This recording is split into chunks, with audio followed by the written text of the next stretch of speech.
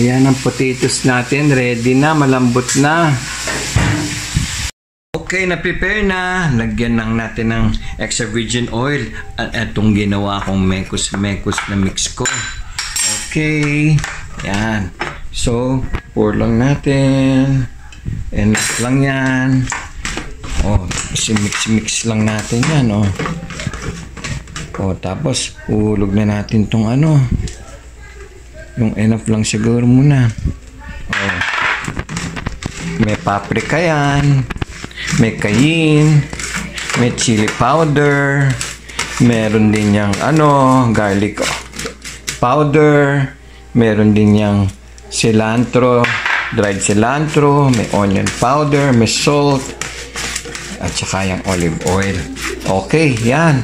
Ayos lang natin yan. I-oven natin. Okay, prepare natin ang i-bake natin potato. Wedges naman tayo ngayon. Yan, wedges. So, pag wedges, hiniwa ko tatlo para hindi masyadong manipis yung pag-wedge niya. Yan, tapos sa gitna. Ayan ang potatoes natin. Ready na. Malambot na.